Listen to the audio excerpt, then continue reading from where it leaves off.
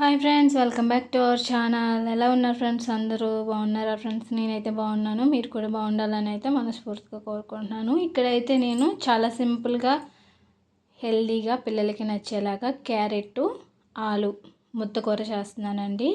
అంటే బంగాళదుంప క్యారెట్ ముద్ద కూర, అంటే ఉల్లిపాయ ఏమీ లేకుండా ఓన్లీ పోపు దినుసులే వేసి చేస్తున్నాను. చాలా బాగుంటుందండి రైస్లోకి. ఇక్కడైతే క్యారెట్ని 2 క్యారెట్లు తీసుకున్నాను. బంగాళదుంపలను ఒక 3 తీసుకుని చిన్న చిన్న ముక్కల కింద అయితే కట్ చేసుకున్నాను. ఇక్కడైతే నేను బాండీ పెట్టి దాంట్లోనూ పోపు దినుసులు అయితే వేసాను. దీంట్లో మీరు శనగపప్పు మినపప్పు కూడా వేసుకోవచ్చు, కానీ నేనైతే పిల్లల కోసం అయితే నేనైతే వేయట్లేదండి. దీంట్లోనూ జీలకర్ర, వెల్లుల్లిపాయి, ఎండుమిర్చి, ఆవాలు వేసాను.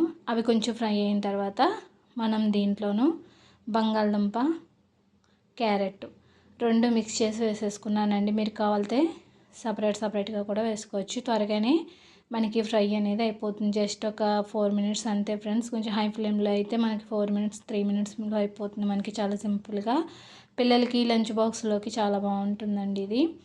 ఇక్కడ మొత్తం వేసేసుకున్న తర్వాత ఒకసారి అయితే కలిపేసుకుందాం. కలిపేసుకున్న తర్వాత ఇక్కడ కింద మనకి అడుగట్టకుండా మీడియం సైజులో పెట్టుకుని అయితే నేను కలుపుకుంటూ ఉన్నానండి. ఎందుకంటే మనకి బంగాళదుంప అనేది మనకి కింద అడుగట్టేస్తుంది కాబట్టి అలా కాకుండా మనం కదుపుకుంటూ ఉండాలి.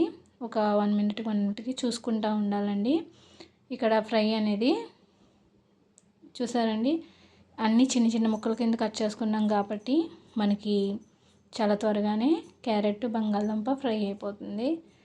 ఇంకా మనకి దీంట్లోనూ కొంచెం పసుపు, ఒక స్పూన్ కారం అనేది ఒక స్పూన్ వేస్తున్నానండి. ఎందుకంటే క్యారెట్ అనేది కొంచెం తీయగా ఉంటుంది కాబట్టి కొంచెం కారం తగలటం కోసం నేను ఒక స్పూన్ దాకా కారం, ఒక హాఫ్ స్పూన్ ధనియా పొడి, కొంచెం సాల్ట్, కొంచెం పసుపు అయితే యాడ్ చేశానండి.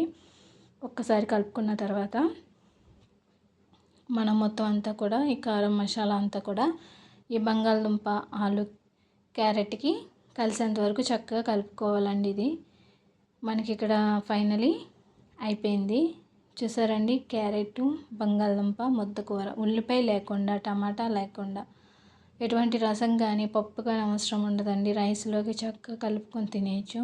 పిల్లలకి లంచ్ బాక్స్లకు కూడా చాలా ఈజీగా అయిపోతుందండి. మనం చిన్న చిన్న ముక్కల కింద కట్ చేసుకొని 3 మినిట్స్ అండ్ 4 మినిట్స్లో మనం ఈ రెసిపీని ప్రిపేర్ చేసేసుకోవచ్చు.